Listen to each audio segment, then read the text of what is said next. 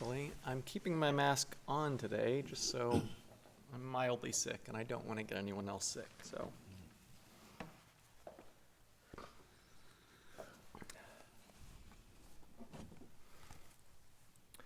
Generosity is a beacon of light in a world often overshadowed by self-interest. It is the warmth of a helping hand extended without hesitation, the empathy that fuels acts of kindness, and the spirit of giving that knows no boundaries. In its essence, generosity transcends mere material exchange. It embodies a profound understanding of our interconnectedness and the power of uplifting others. This morning, may we embrace generosity that it may enrich the lives of those around us and nourish the fabric of humanity. Come and let us worship together. I invite you now to rise in body or in spirit and join in singing our opening hymn. Here we have gathered. It's number 360. Just a note on the second verse, changing the line from women, children, men to siblings, cousins, friends, to be inclusive of those who don't identify on the gender binary. So if you can't remember that, the words will be on the screen.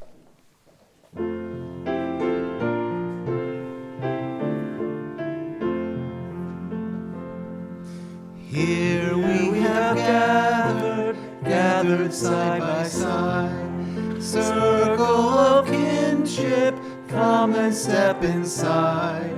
May all who seek here find a kindly word. May all who speak here feel they have been heard. Sing now together this our heart's own song. Here we have gathered, called to celebrate days of our lifetimes, matter small and great. We of all ages, siblings, cousins, friends, infants and sages, sharing what we can. Sing now together this our heart's own song. Here life has its battles, sorrows and regrets, but in the shadows let us not forget. We now together know each other's pain. Kindness can heal us, as we give we gain. Sing now in friendship this our heart's own song. And I invite you to remain risen as we light our chalice and then say our covenant words together.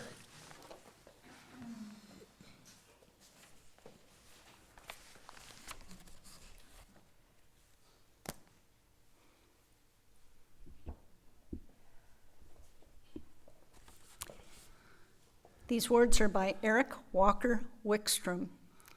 We light this chalice for all who are here and all who are not, for all who have ever walked through our doors, for those who may yet find this spiritual home, and for those we can't even yet imagine.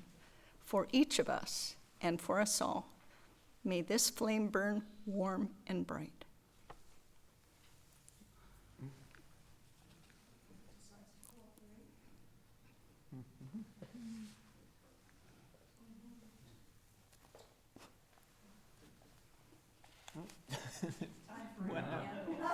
No, it's just a short wick. Or a bent over wick. I'll give that one more try.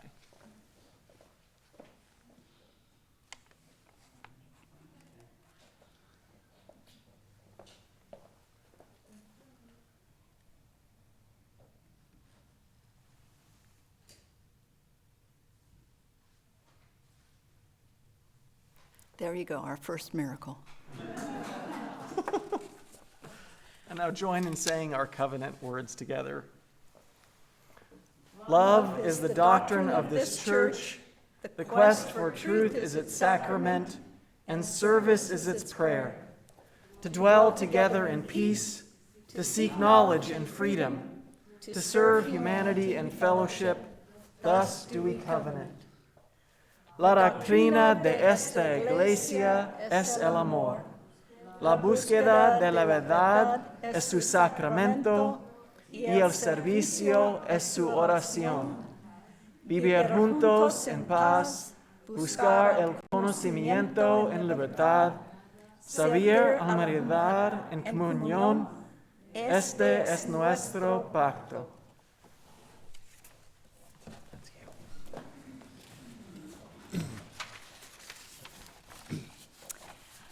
Good morning. I am Tracy Watson. My pronouns are she and her, and it is my honor to be your worship associate for today's service. A reminder, please silence your cell phones and thank you for wearing your mask to protect those who are vulnerable among us. Let us begin by acknowledging that our church is built on the unceded lands of the Tongva, Tataviam, and Chumash people. This land remains part of their enduring identity and heritage, and we are committed to honoring their stories, culture, and community. Welcome to Emerson Unitarian Universalist Church, named for the great American transcendentalist writer and Unitarian minister Ralph Waldo Emerson. We are an active liberal religious community that has been a part of the West Valley for over 65 years. In fact, I think it's our 70th anniversary. I welcome you to this community of hope and love, of peace and justice, of wholeness and healing. It is wonderful to be with you all for worship this morning in this sanctuary of spiritual freedom where we celebrate and encourage the diversity of heritage, culture, beliefs, and experience shaping our individual visions of truth. In Unitarian Universalism, you can bring your whole self, your full identity, your questioning mind, your expansive heart. Together, we create a force more powerful than one person or one belief system. As Unitarian Universalists, we do not have to check our personal background and beliefs at the door. We join together on a journey that honors everywhere we've been before.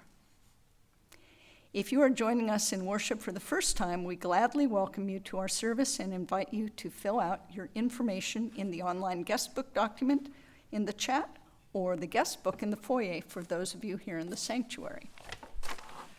So you may be informed about future services and other opportunities for gathering with the Emerson community during this week and all weeks. You can also check out our website, emersonuuc.org, for more information. After the service, we will have refreshments available in the pavilion.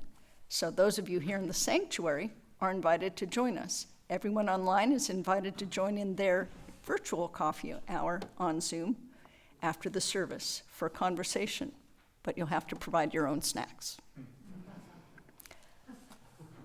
This month, we've been considering generosity as a spiritual value. There's a popular myth that people should make their own way from rags to riches, pull themselves up by their bootstraps, and if they don't exceed, it is their own fault. This ignores the reality that any one of us can experience tragedy and loss, be confronted by overwhelming obstacles, or just have bad luck. Any one of us may need help, and any one of us may find that we are in the right place at the right time to give that help to someone. In the movie Pay It Forward, a 12-year-old boy has a class assignment to try to change the world.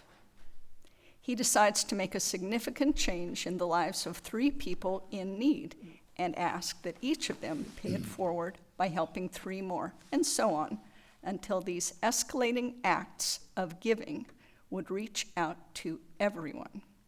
It was a hopeful message. James Baldwin said, "You think your pain and your heartbreak are unprecedented in the history of the world, but then you read."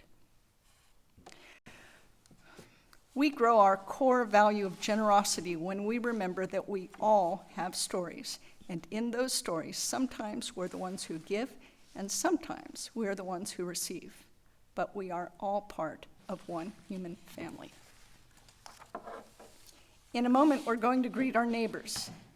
If you would like to have a joy or sorrow read aloud later in the service during our embracing meditation, you may use this time to write it in the Book of Life behind the piano, or by clicking on the link which is posted in the Zoom chat. And now, in the spirit of fellowship, let's take time to greet our neighbors.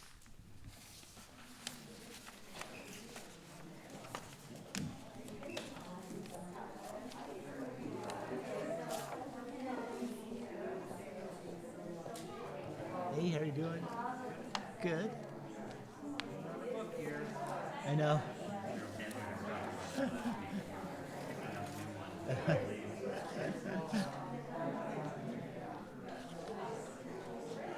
How long have we had that one?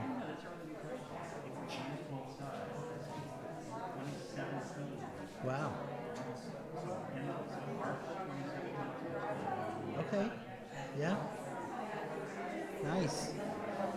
I think that was not long before, not long after I got here. I started subbing for you guys for the girl that was playing here.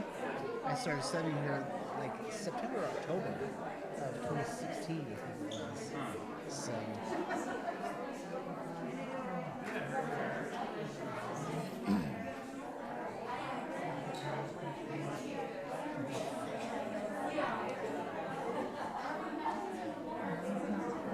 Oh, thank you.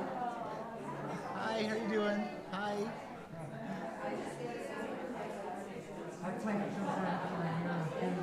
Oh yeah? Oh, nice. Uh-huh. Well, that's okay. Uh-huh. Yeah.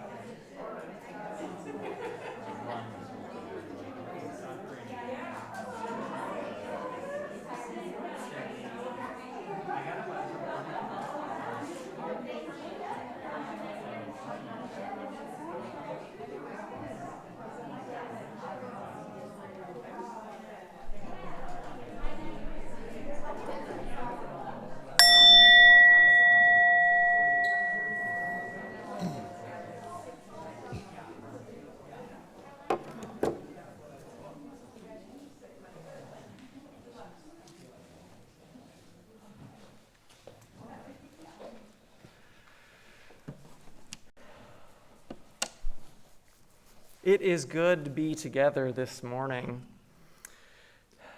I am the Reverend Matthew McHale, and it is my pleasure to serve this congregation as its minister. And my pronouns are he and him. So this morning, our story for all ages is it's a story called Supriya's Bowl, and it's adapted from a story by Uma Krishnaswamy. And this is a story that comes to us out of the Buddhist tradition. Now, this story took place long ago, at a time when the Buddha was traveling through India. A famine had struck the land. The rains failed, and the heat of the sun withered the harvest in the field. All around, the cries of pain and hunger could be heard. In the midst of this misery, some people grew greedy and selfish. The Buddha's followers came to him, bringing stories of sadness and shame. "One merchant in town stabbed another," said one, "and all for a bag of grain. I heard someone who sold their last goat to buy some flour, and on the way home they were attacked by robbers, and the flour was stolen," said another. Saddest of all, Lord Buddha, said a third, are the stories of the children who are going hungry on the poorer side of town because the wealthy have hoarded all of the grain and milk and sugar. Call all of the people together, said the Buddha. Let's see what we can do to help. So the Buddha's followers called a big meeting. Hundreds of people came, rich and poor, well-fed and starving. Out of respect for the Buddha, they came to hear his words. The Buddha said, "Citizens of this fair land, surely there is enough food in the storehouses of the wealthy to feed everyone. If the rich share what they have in the lean season, then you will all survive to enjoy the benefits of the next good harvest." The poor and the hungry looked hopeful at the Buddha's words, but the rich people grumbled. "My granary is empty," lied one. "The poor are lazy. Let them work for me. Then they can use the money to buy the food that I have stored," said another. "There are too many poor people," said a third. "Let them go somewhere else." The Buddha sighed when his eye fell upon the people with hearts of stone. "Is there no one here," he asked finally, "who will take on the job of helping to feed the poor and homeless in these hard times?" There was silence. Then a small voice piped up, "I will, Lord Buddha." Out of the crowd stepped a child no more than 6 or 7 years old, a merchant's child dressed in fine silk. "My name is Supriya," said the child, "and I have a bowl to fill with food for the hungry. When can I begin?" The Buddha smiled. "Small child," he said, "your heart is filled with love, but how will you do this alone?" Supriya replied, "Not alone, Lord Buddha, but with your help. I'll take this bowl from house to house and ask for food for the poor. I will not be refused. I know it." Looking at the child with earnest face and shining eyes, even the most selfish among those present grew ashamed. "I have a little grain in my storehouse," mumbled one. I have some mangoed pickle from the summer's harvest," said another. "My father was poor once. I'm ashamed to have forgotten," muttered a third. Then Supriya took the bowl and went every day from house to house in the rich part of town, and wherever Supriya went, little by little the bowl got filled. Sometimes an old grandmother would fill it up with rice. Sometimes children would give their sweets for the day. Often, others would join Supriya with their bowls and help take the food to the people who needed it. And sometimes, it is said, when Supriya was tired of walking, the young child would rest in the shade of the banyan tree, and Supriya would wake to find the bowl had filled itself. "Now," Supriya said, "the hungry will eat, and the people of this town will take care of each other." And so they did.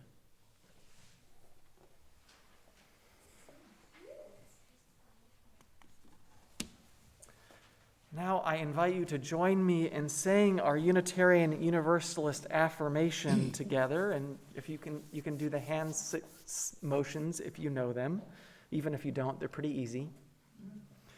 We are Unitarian Universalists, a people of open minds, loving hearts, and welcoming hands.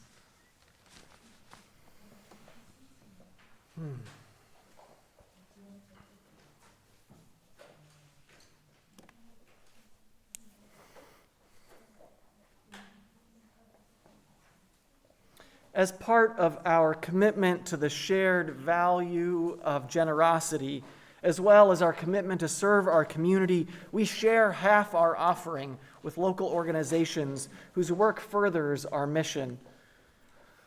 Each Sunday, for the past couple of years, we've included a land acknowledgement that honors the indigenous people of this land. This month, we are sharing the plate with the Tongva Taraha Pahava Conservancy, which roughly translates to the people's land. The Conservancy is a land trust which stewards the first land collectively owned by the Tongva tribe in almost 200 years, giving the Tongva access to gathering space for community time and ceremonies, and to revitalize culture, language, and traditional land stewardship. Kui Nawa'a is a Tongva people's concept that means guest exchange. So this Kui Nawa'a, or offering, is a small way for our congregation to acknowledge the history of this land and contribute to its healing, to support the ancestral hosts of this land, the present-day Tongva people, and to create a more vibrant future. Donations can be made at donate.emersonyuuc.org or using the Breeze CHMS mobile app and selecting Sunday offering. If you're writing a check, please make checks payable to Emerson UUC and write "share the plate" in the memo. And if you'd like to make a payment on a pledge, please write "pledge" instead. Our offerings will now be gratefully received.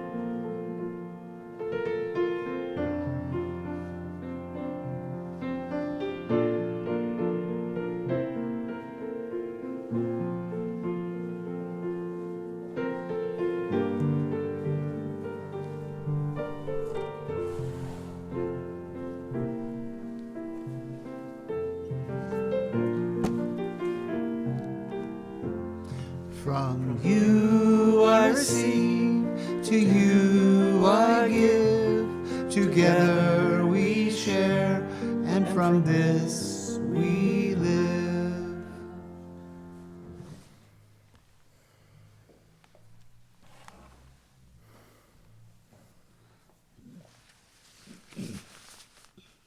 Each week we take time in our service to lift up those joys and sorrows from within our community and in the wider world. This week in our book of life, Lynn Prager writes, "So happy to be home after our trip to San Antonio to see the eclipse. Totality was awesome, as was our visit with my cousin and his wife. It was the first time we had been together in 40 years. Andrea Reuter writes, "Some have already heard, but Avery was accepted to a history PhD program at Berkeley. She accepted the offer this week and also found out they increased their offer to a chancellor's fellowship. Her mom is very proud."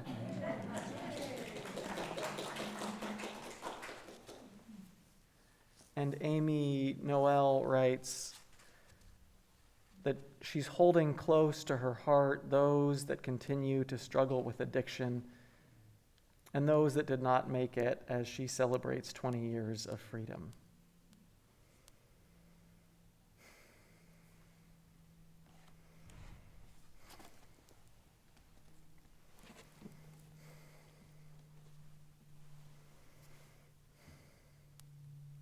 Our thoughts also go to people living in war zones throughout the world, living with violence. This week, I know many of us may have on our hearts the fear of an increased conflict in the Middle East beyond what was already so terrible, one that might expand even more. And so we continue to hope and pray and work for peace.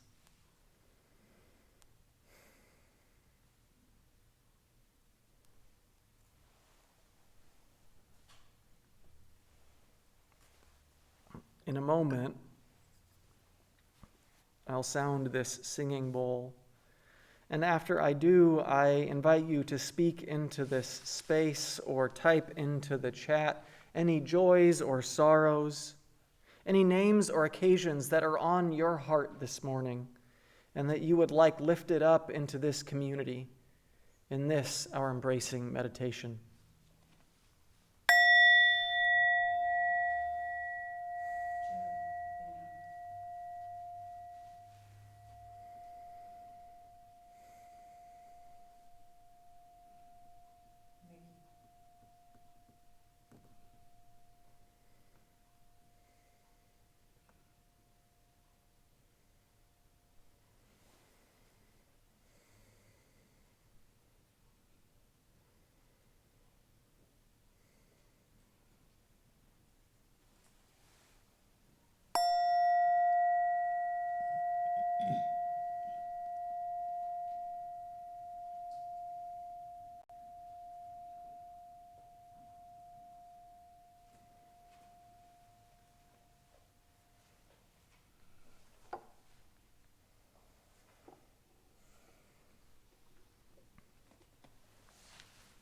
I invite you now to join me in a spirit of meditation or prayer.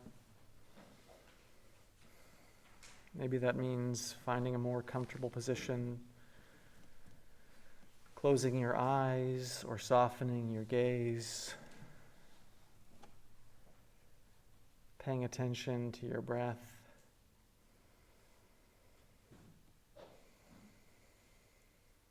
Noticing it as you breathe in and out at whatever pace feels right to you. As I offer these words from Laurel Gray.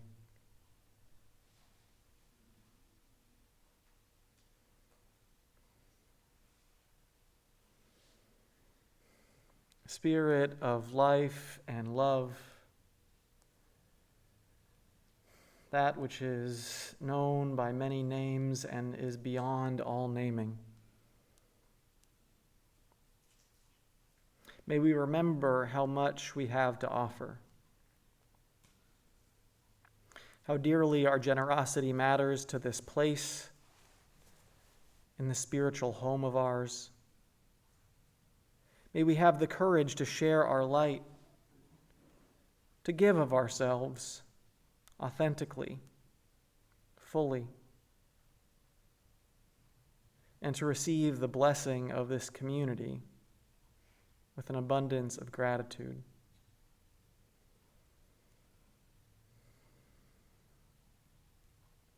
What a joy it is to belong, to have something to offer, to be able to receive, and to celebrate the gifts of everyone around us.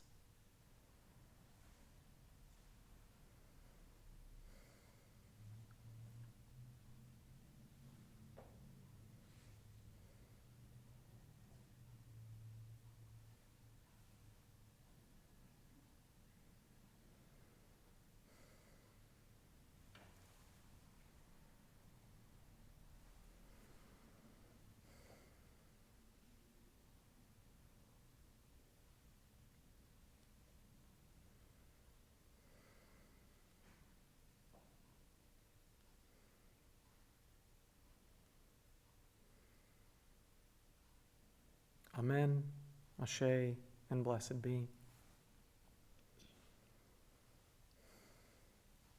I invite you to join me in singing Open My Heart.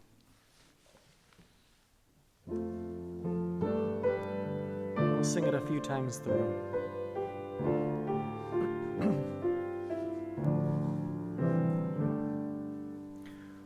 Open my heart to all that I seek.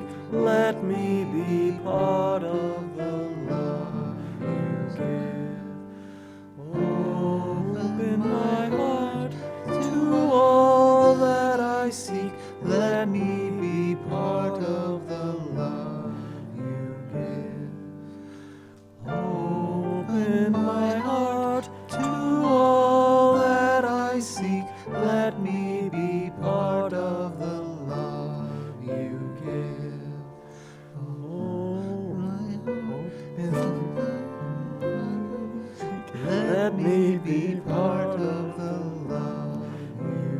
once more.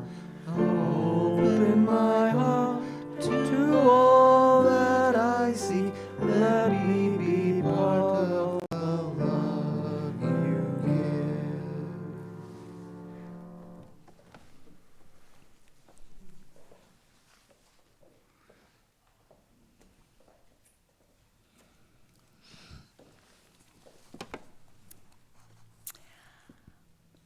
I'm ashamed to admit this, but when I first started attending Emerson, it was all about me.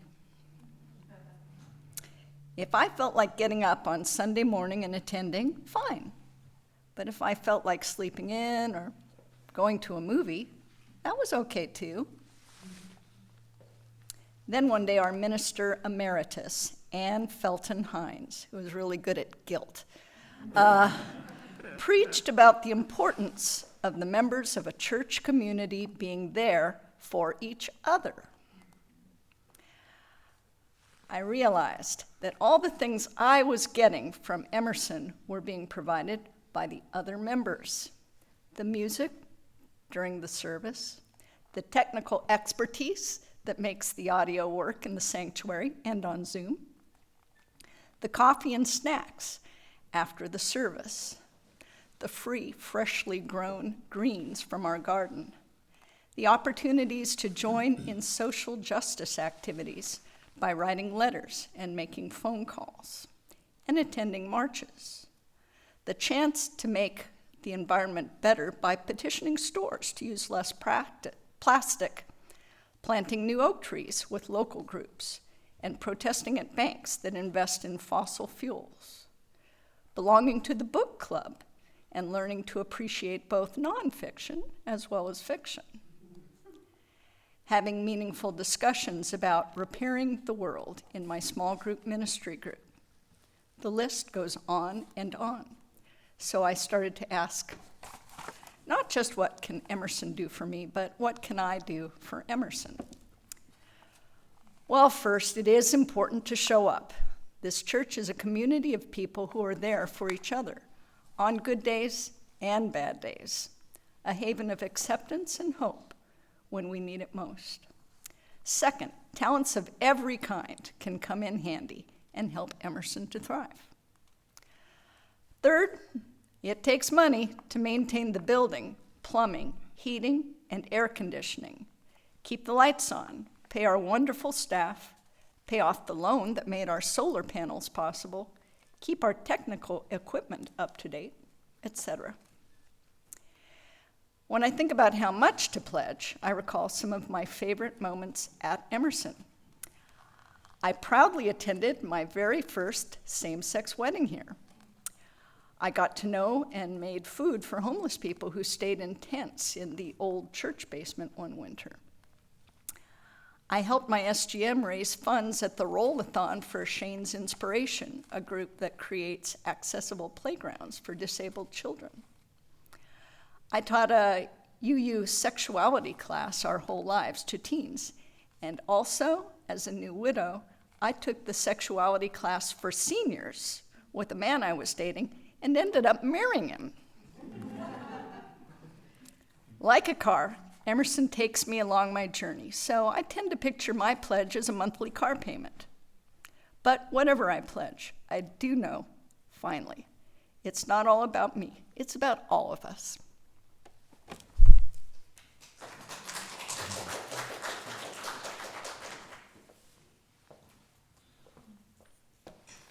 Please rise in body or in spirit and join in singing "What Gift Can We Bring?" number 404 in the gray hymnal.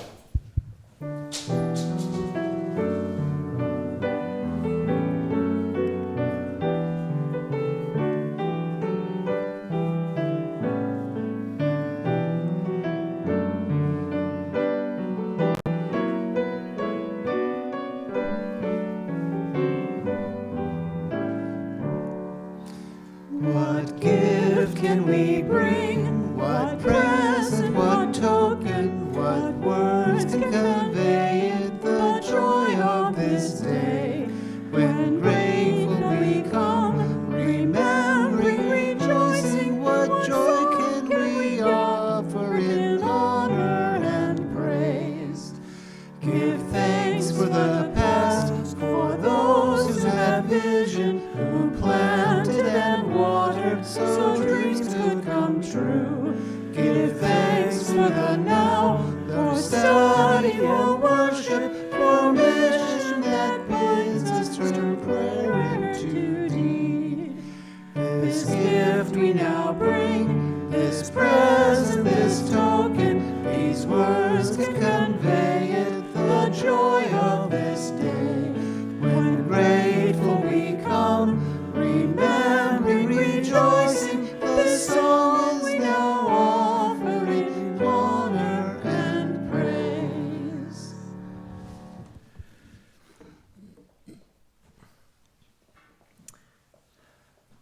And thanks to Lynn for offering her gift and leading that song, which I have never sung at church before, and I imagine many of you hadn't either.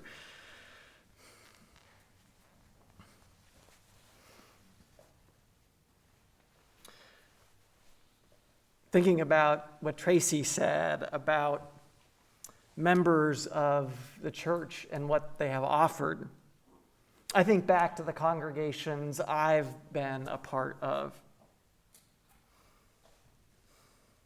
For my parents, one of the things that they have been offered was by the religious education volunteers who helped watch my sister Kelly because she needed one-on-one attention so that my parents could attend Sunday services.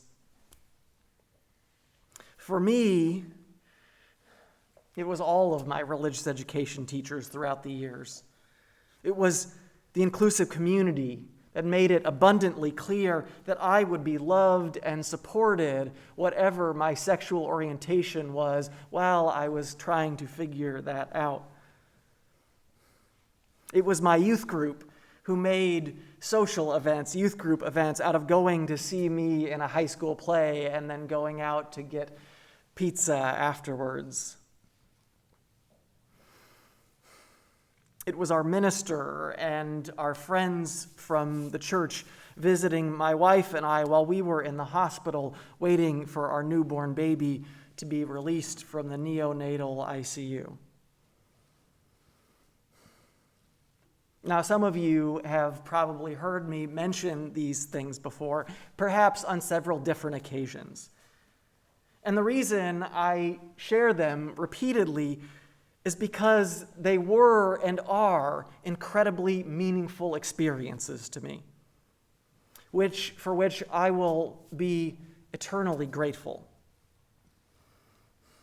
They helped shape me into the person who I am today, and certainly helped set me on the path for ministry, to be of service, to give back myself. And I know so many of you have your own versions of these stories. Those who got a call during the pandemic to ask how you were doing, or who felt held by the online services which offered a sense of grounding while the world seemed to be falling apart.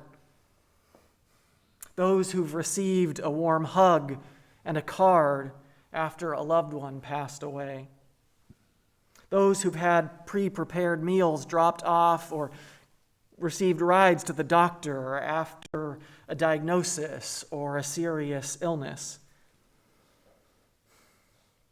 Those who felt both comfort and a sense of solidarity when a group of people gathered for an impromptu service the night after the 2016 presidential election, and then marched down Sherman Way with candles lit, singing songs of resistance and solidarity together.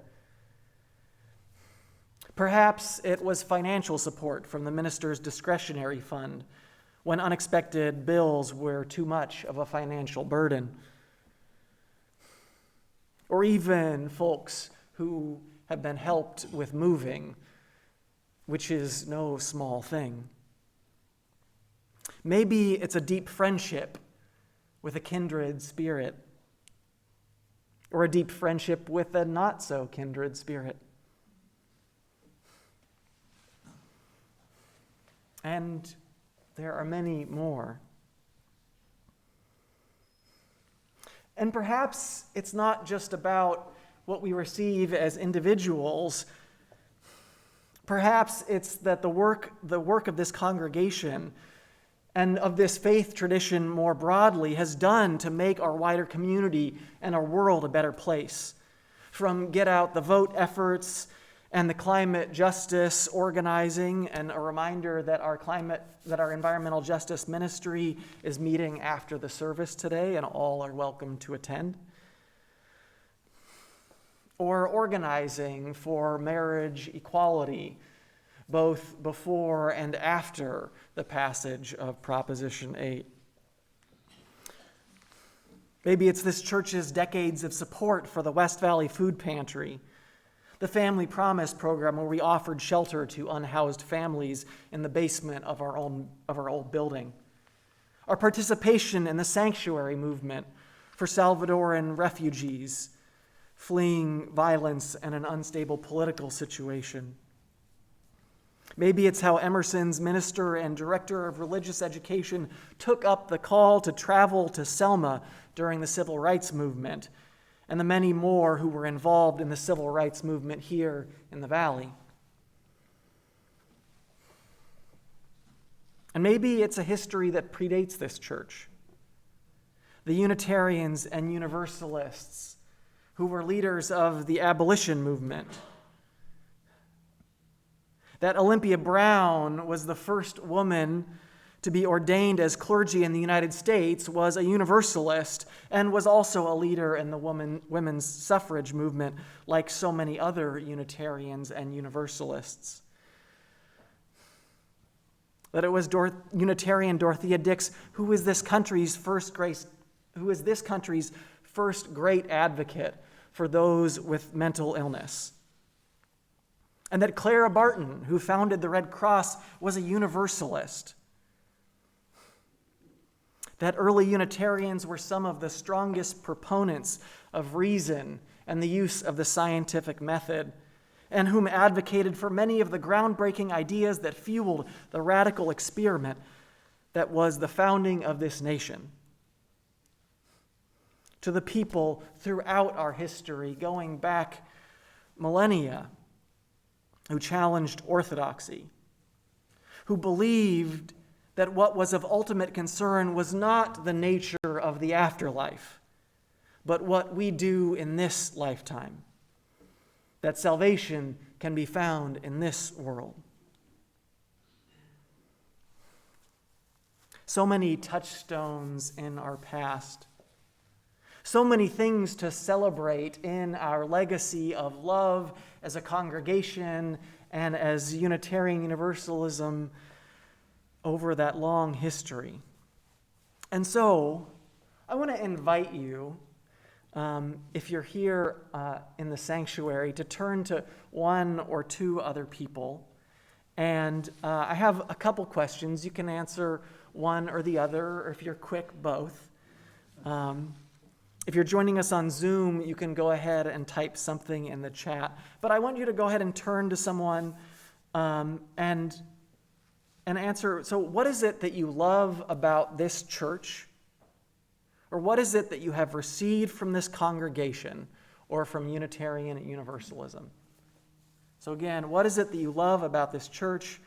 What is it that you have received from this congregation or from Unitarian Universalism? And we'll take 5 minutes, and I'll give you a little bell at the halfway point.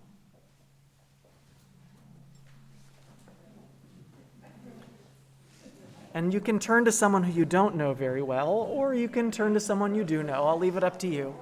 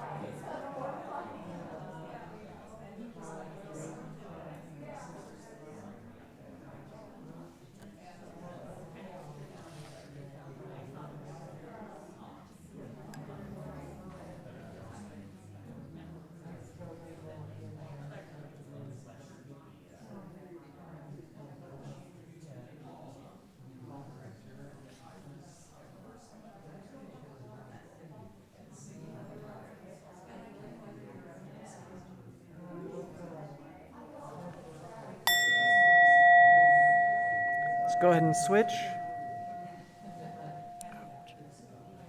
if you haven't yet already.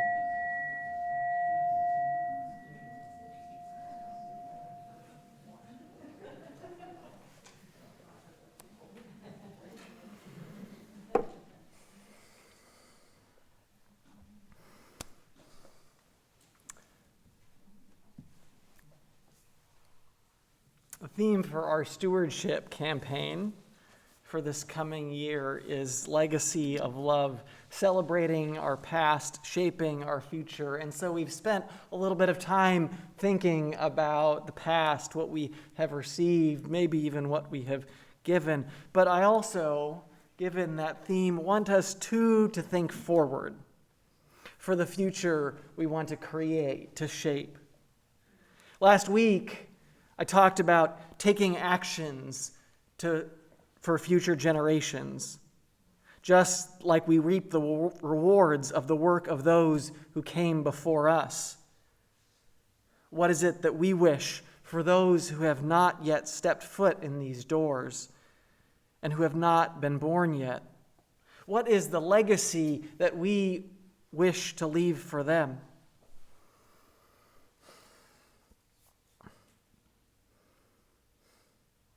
One of our newest members, Tess, came to me because she wanted Emerson to have a presence at San Fernando Valley Pride at the end of June, which I think is a great idea. Many of you have heard me mention the possibility of partnering with the West Valley Food Pantry to be a Saturday location for the food pantry, which would allow us to serve this immediate community, seeing as how Prince of Peace is not very accessible for those without vehicles, and it's also not accessible to those who work during the week. And so that is a possibility. And as my time as your minister begins coming to a close, it is these things, these visions, these dreams are no longer mine. I mean, I can have ideas and I do have thoughts, but whatever comes next is what you carry forward. And so if you want that to happen, unfortunately, I hoped that might be something that we might be working on now, but they aren't able to. The West Valley Food Pantry is not able to take that up until they finish their building their new building, which is expected to be done just before the end of the year. but I know we have existing relationships, and if that's something you're interested in, I'd be glad to at least help make connections and get something started. I know I've already talked to more than a handful of you who are interested in such an idea. And one of the things that I've wanted for this congregation, not just as a minister, but as someone who got so much out of UU religious education as a child, and as a parent who wants that for their kid, I would love to see a religious education program that has been revitalized following the pandemic, which was so hard on our program. And that's, of course, something that I've also heard expressed from several other people, is a desire for that.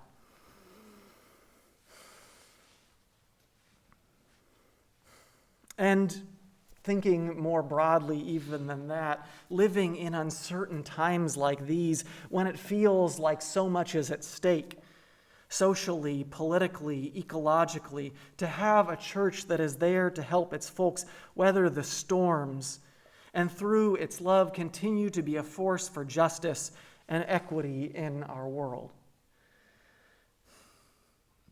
And so as this congregation thinks forward to what comes next, to the next 70 years, and perhaps even beyond that, what is it that you would like to see? So again, I'm going to ask you to turn toward a neighbor, and it can be the same neighbor. Also, I noticed that some groups kind of stopped talking earlier. If you want to get into groups of 3 or 4, that's also good. In fact, it might be more interesting to hear from a couple more people. So 2 questions. What is it that you would like to see? And also, what is a contribution that you are willing to make that real?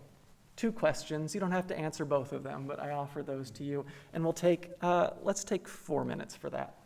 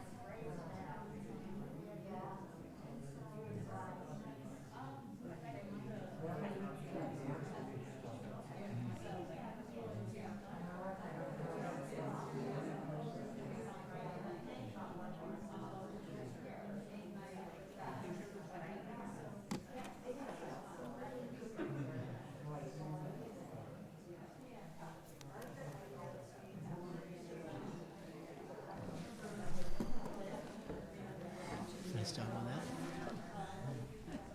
Nice job on the song.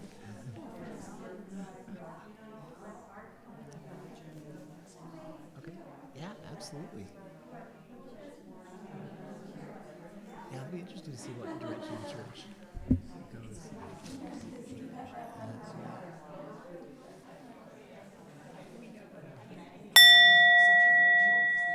Go ahead and switch. Or that's your halfway point.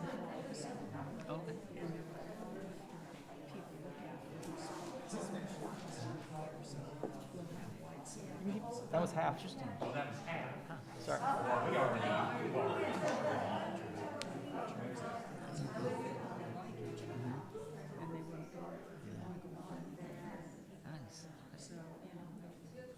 Yeah, that's nice. That's good.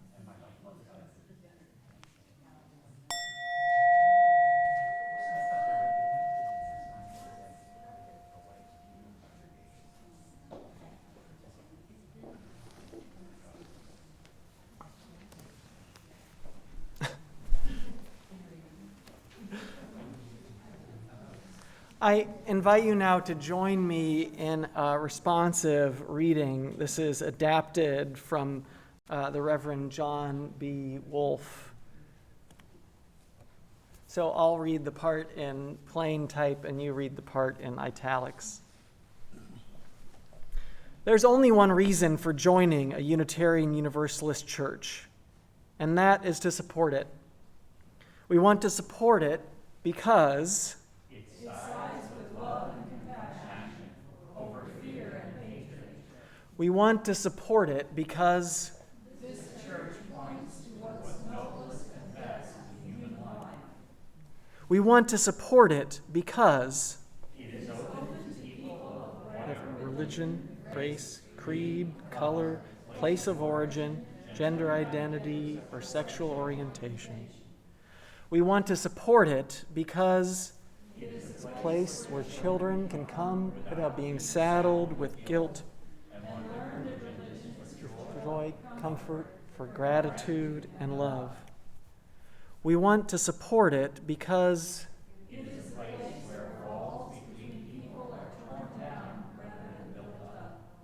we want to support it because it is more concerned with human beings than with dogmas.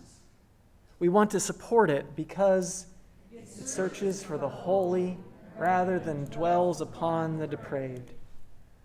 We want to support it because it calls no one a sinner, yet knows how deep is the struggle and how great is the hunger for what is good. We want to support it because it calls us to worship what is truly worthy of our sacrifice. There is only one reason for joining a Unitarian Universalist church. to support it. Which brings us to the appeal.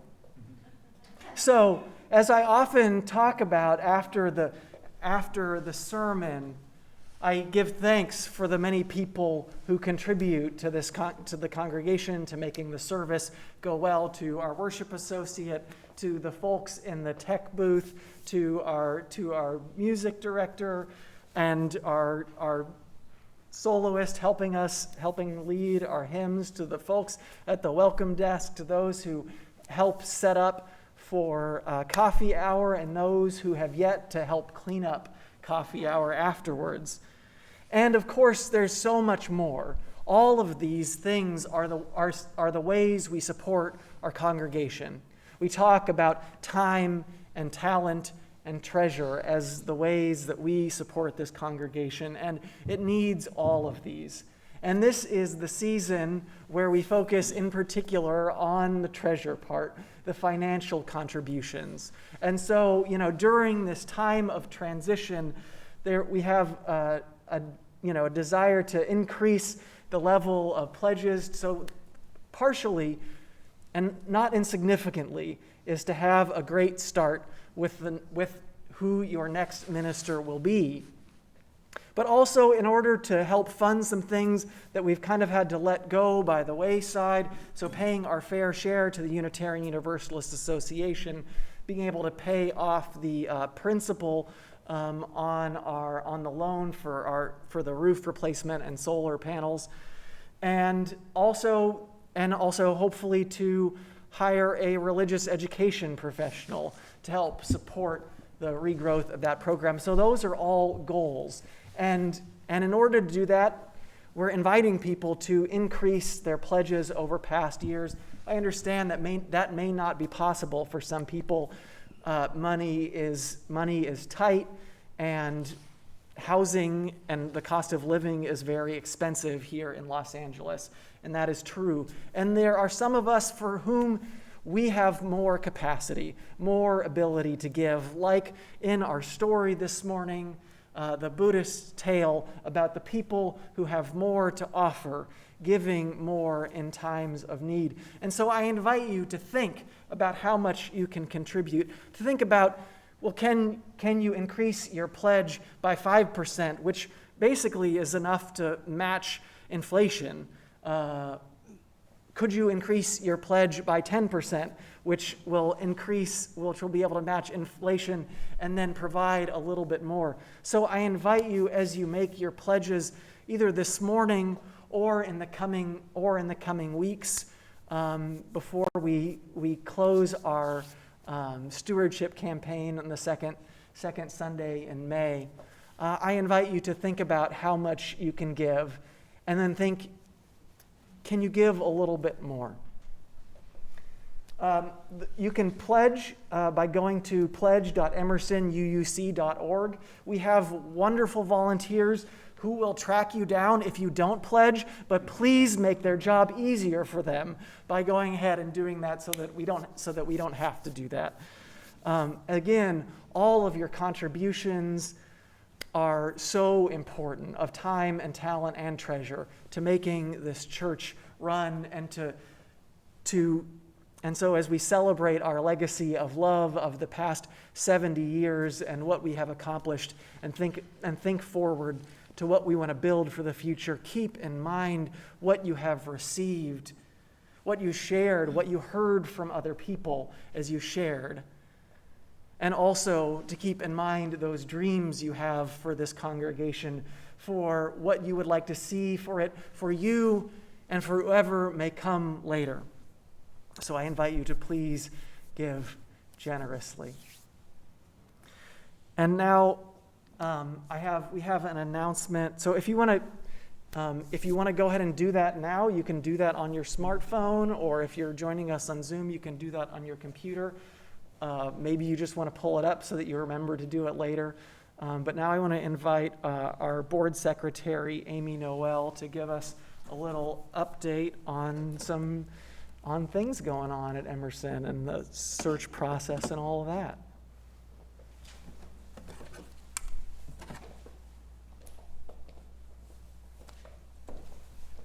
Hi, I'm Amy Noel. I'm the secretary of the board, and my pronouns are she and her.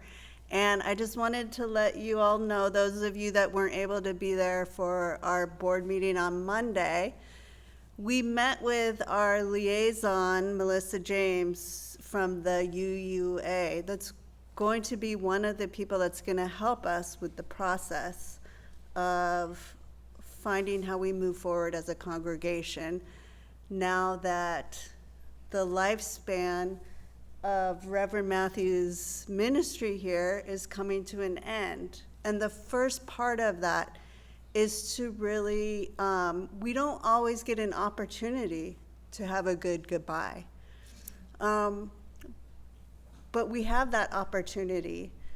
And so to really honor the time that we've had with Reverend Matthew, and I'm getting a little emotional and teary-eyed up here, to really take the time and put the effort into honoring what we've done together and honoring the efforts that Reverend has put in and what we've all put in together.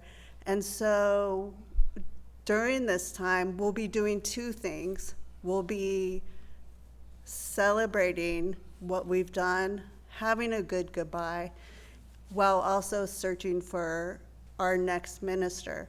So we're putting together two teams of a few people, and we want a range of people who really know the history of our congregation and have been here for a while so that we can honor our history. And we want some new people too who are helping create what's to come in our congregation. We want a goodbye team, and we want a search team. And the UUA is going to help us with this search process. And what we've decided to do is have a team that's going to help us find a contract minister. And so this person is hopefully someone that we really like and we can continue on, but we're going to find someone we're establishing for a year contract, and we need some people that are going to help with that process. We would like those people that are willing to step up and do that to make yourselves be known that you're willing to do that in the next week so that we can really get this process going. We want it to be easy. We want it to be a smooth transition.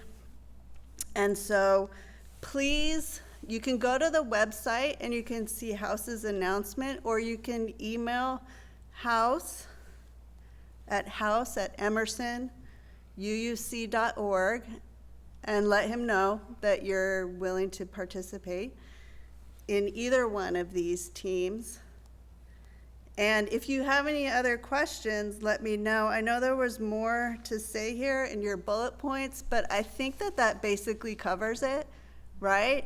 And so I'm really hoping that some of you are willing to participate in whatever way makes sense for you, in the good goodbye or the looking for the next person to carry us through. Thank you so much. And I want to give my gratitude for the board, who I think, and in general, and House in particular as our president, for helping shepherd this congregation through this. I think you're in good hands. Just one quick thing. So to participate in the good goodbye team, that's not the actual term, but close enough. Is anyone is welcome to participate in that. In order to be on the search committee, you have to be a member, which probably isn't that surprising or controversial, but I figured I should just name that. And so be in touch with House by next Sunday, so the board can make a decision. So now, as our service comes to a close, I invite you to rise in body or in spirit and join in singing "Love Will Guide Us." It's number 131 in your gray hymnals.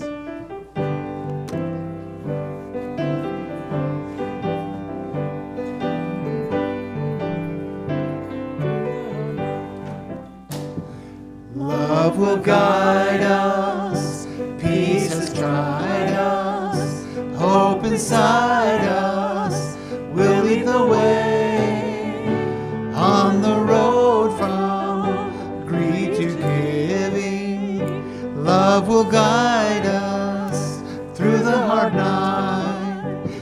If you cannot sing like angels, if you cannot speak before thousands, you can give from deep within you. You can change the world with your love. Back to this one. Love will guide us, peace has tried us, hope inside us will lead the way on the road from greed to giving. Love will guide us through the hard night. As we extinguish our chalice, I invite you to reach out and make a connection with someone nearby you, to join hands, bump elbows, tap a shoulder as you feel comfortable. And I offer you these words from the Reverend Michael Schuler. If you are proud of this church, become its advocate. If you are concerned for its future, share its message. If its values resonate deep within you, give it a measure of your devotion. This church cannot survive without your faith, your confidence, your enthusiasm. Its destiny, the larger hope, rests in your hands.